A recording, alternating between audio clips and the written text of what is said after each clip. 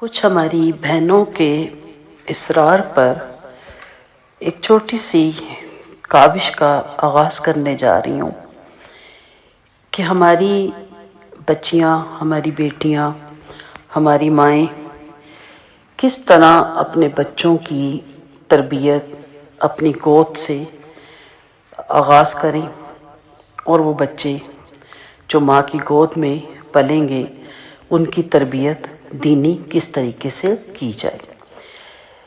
पहले भी मेरे तरबियत औलाद के बारे में कुछ लेक्चर हैं और उसमें भी मैंने यही कहा था कि असल बच्चे की तरबियत तभी दीनी तरीके से हो सकती है जब एक माँ की तरबियत दीनी होगी।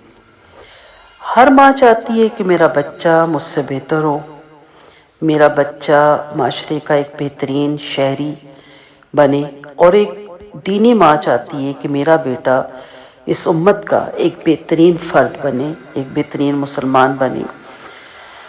दोनों सूरतों में देखना ये पड़ेगा कि हम माएँ, बाप भी उनके साथ हैं, लेकिन क्योंकि माँ पहली गोद उसकी बच्चे की दरसगाह है, इसलिए हम माँ ही को, और मेरा तो हल्का बाप भी ज़्यादातर ख़वातीन है, तो देखना ये है कि आया हम अगर उन्हें इस कौम का एक बेहतरीन इंसान बनाना चाह रहे हैं और इस उम्मत का एक बेहतरीन मुसलमान बनाना चाह रहे हैं, मैं दोनों तरह की बहनों से मुखातिब हूँ, तो ये देखना ये है कि मैं कितनी बेहतरीन एक उम्मत की फ़र्द हूँ इस कौम की, और एक उम्मत की मैं कितनी बेहतरीन औरत हूँ, क्योंकि ये मेरे ही मकफ़ात अमल हैं, ये मेरा ही सरमाया है और ये मेरा ही बोया हुआ बीज है जिसमें फल लगेगा, मीठा फल लगेगा या कड़वा।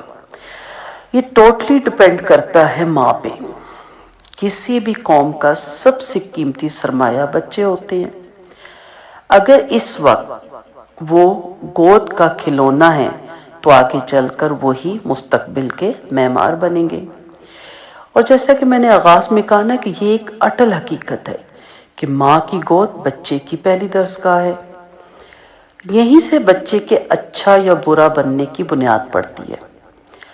इस दरसगाह से वो अच्छे या बुरे जज्बात, इखलाक और अतात या नाफरमानी को अपने अंदर जज़ब करता है। इसलिए माँ की जिम्मेदारी है कि वो अपनी औलाद की तरबियत इस ढंग पर करे कि इसके रगो रेशे में दीन की रूह फूंक दे। और जो माएँ अभी दीन से दूर हैं लेकिन वो बेहतरीन एक कौम का मेंबर तो बनाए ना, वैल्यूज़ ही उनको इतनी बेहतरीन दें। इसके लिए क्या ज़रूरी है? इसके लिए बेहद ज़रूरी है कि माँ खुद भी इन सिफ़ात की हामिल हो, इसलिए कि बच्चा जैसे माँ को देखेगा वैसे ही बनने की कोशिश करेगा। आप जैसे बोलती हैं, जैसे चलती हैं, जैसे हंसती हैं, जैसे कुकिंग करती हैं, जिस तरह सफाई करती हैं, वो ही आदत बन जाती है उस बच्ची की और उस बच्चे की।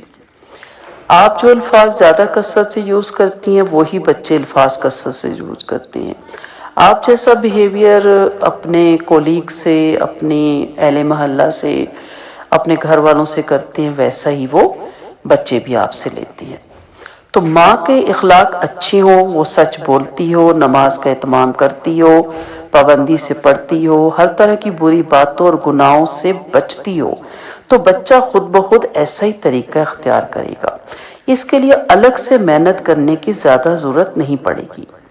आज से 1400 साल पहले आप सल्लल्लाहु अलैहि वसल्लम ने माओ को तरबियत के वो असूल बताए जिन पर अमल पैरा होकर माओ ने अपने बच्चों की ऐसी तरबियत की जो इस्लाम का मतलूब था। वो अपने बच्चों की तरबियत किस किस ढंग और हिकमत से करती थी कि उनके दिलों में अल्लाह ताला, उसके रसूल सल्लल्लाहु अलैहि वसल्लम और दीन इस्लाम की मोहब्बत पैदा हो और उनकी खुशी और गम, जीना मरना सब इस्लाम के लिए हो।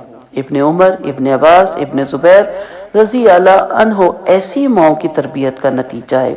इसी तरह एक मुसलमान माँ के लिए भी ये ज़रूरी है कि अपने शौहर यानी बच्चों के वालिद की खुद भी अताअत करे और बच्चों को भी अताअत की तरगीब दे और वालिद का हुक्म हाकिम होना समझा जाए। इसलिए कि आज आप जो बो रही हैं कल वो काटेंगी। अगर आज आप बाप के खिलाफ कर रही हैं या बाप माँ के, तो कल दोनों भुगतेंगे, क्योंकि बुढ़ापा तो फिर आपको पता है اکٹھے ہی گزارنا ہوتا ہے۔ تو انشاءاللہ ہم اس کو جاری رکھیں گے ان لیکچرز کو، اور ہم دیکھیں گے کہ ہم اپنے اندر وہ کیا تبدیلیاں لائیں جس کی وجہ سے ہماری بچوں میں جو ہم دیکھنا چاہتے ہیں وہ سب سے پہلے ہمیں خود اپنانا پڑے گا۔ کہنا بہت آسان ہے، میں آپ کو بھی کہہ دوں گی ایسا کیجئے ایسا نہ کیجئے، لیکن عمل اسی بات پہ وہ ہوگا جس پہ میں عمل کرتی ہوں گی۔ جس بات پہ میں خود عمل نہیں کرتی ہوں گی اس میں میری اسٹوڈنٹس یا میری بچیاں یا میری بہنیں کبھی بھی نہیں کریں گی، کیونکہ اللہ تعالیٰ اس چیز میں وہ اثر ہی نہیں ڈالتا، اس بات میں وہ اثر ہی نہیں ڈالتا۔ یہی وجہ ہے کہ ماں باپ اپنی جوانیاں غفلتوں میں گزارتے ہیں، اور جب بچے جوان ہوتے ہیں تو ان کو اچھے برے کا بتاتے ہیں تو بالکل اس چیز کا نوٹس نہیں لیتے۔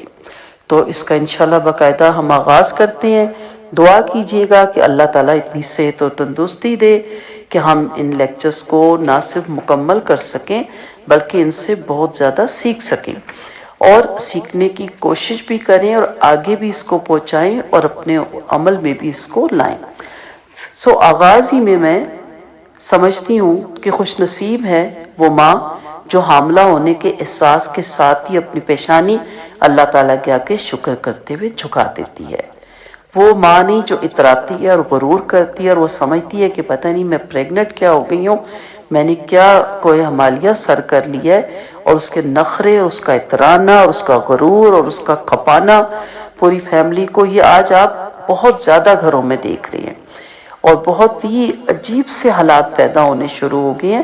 اصل یہ ہونا چاہیے کہ دیکھیں وہ لوگ جو اولاد کو ترس رہے ہیں، دیکھیں وہ لوگ جن کے گھروں میں اولاد ہے لیکن وہ معذور پیدا ہو رہی ہے، یا وہ دیکھیں کہ جن کے گھروں میں اولاد تو پیدا ہوتی ہے لیکن وہ نہ میل ہوتے ہیں نہ فیمیل۔ تو ہمارے بڑے کہتے ہوتے تھے جیسی خواتین حاملہ ہوتی تھی کہ اللہ تعالیٰ انسان کے پیٹ سے انسان ہی پیدا ہو اور صحت و تندرستی والا ہو۔ تو وہ مائیں بہت خوش نصیب ہیں جو زیادہ سے زیادہ شکر گزاری میں، تسبیحات میں، اللہ کے ذکر میں، قرآن پڑھنے میں، صدقہ خیرات کرنے میں اپنا وقت صرف کرتی ہیں۔ مبارکباد کی مستحق ہے ہر وہ ماں جو اپنے پہلے بچے کے دیدار کے شوق میں خوشیوں میں جھومتے ہوئے دعا کرتی ہے، اے میرے رب مجھ کو اپنی بارگاہ سے نیک اولاد عطا فرما، بے شک آپ ہی ہماری دعاؤں کو سننے والے اور قبول فرمانے والے ہیں۔ اور بہت خوش نصیب ہے وہ ماں جو بچے کی پیدائش پر ہونے والی تکالیف پر پورے اجر و ثواب کی امید رکھے اور اس پر صبر کرے۔ بہت زیادہ محبت کرنے والی، بچے کثرت سے پیدا کرنے والی ہر ماں کے لیے میری دعا ہے جس نے یہ فیصلہ کیا کہ بچوں کی اسلامی تربیت کروں گی، ان کو اچھے اخلاق سے آراستہ اور بھلائیوں سے مزین کروں گی، اللہ تعالیٰ ان کی یہ کاوشیں قبول کرے۔ ہر اس ماں کی طرف میں دعا گو ہوں اس کے لیے جو اچھا نمونہ بننا اپنی اولاد کے لیے چاہتی ہے کہ جب وہ دنیا سے رخصت ہو جائے تو اولاد ان کو یاد رکھے اور کہے میری والدہ نے میری اس طرح تربیت کی، مجھے اس طرح نصیحت فرمائی اور پھر مجھ کو اعلیٰ دینی تعلیم دلوائی اور دنیاوی بھی ہنر اور فنون سب سکھائے۔ مبارکباد کے مستحق ہے وہ ماں جس نے اپنے شوہر کے ساتھ رہنے سہنے کو بھی دین کے مطابق بنا لیا ہو اور شوہر کی اطاعت اور اس کو خوش کر کے اپنے مالک حقیقی کو بھی راضی کر لیا ہو۔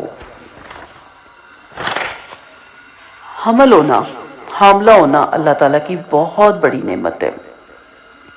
حاملہ عورت کو چاہیے کہ وہ حمل ٹھہر جانے کا یقین ہو جانے کے بعد اللہ تعالیٰ کا خوب شکر ادا کرے کہ اللہ تعالیٰ نے مجھے ایک عظیم نعمت سے نوازا، جس نعمت کے لیے بہت سے لوگ زندگی بھر تمنا کرتے ہیں کہ اللہ ہمیں صالح اولاد کی دولت سے مالا مال فرمائیے، آمین، لیکن ان کے مقدر میں نہیں ہوتی۔ یہاں تک کہ اللہ تعالیٰ کے جلیل القدر عظیم بندے انبیاء علیہ السلام بھی صالح اولاد کے لیے خوب گڑ گڑا کر دعائیں فرمایا کرتے تھے۔ آپ سب بہنیں جانتی ہیں حضرت ابراہیم علیہ السلام نے اور حضرت زکریا علیہ السلام نے اپنی آخری عمر میں صالح اولاد کے لیے بہت تڑپ کر دعائیں پڑھیں۔ لہٰذا ہر مسلمان عورت کو چاہیے کہ وہ شاکر رہے، خوب شکر کرے، اور شکر کرنے کا طریقہ یہ ہے ہر وقت زبان پر یہ کلمہ جاری و ساری ہو، اللہم لک الحمد ولک الشکر، یا اللہ آپ ہی کے لیے تمام تعریفیں ہیں اور آپ ہی کا شکر ہے کہ آپ نے مجھے ماں بننے کا شرف بخشا۔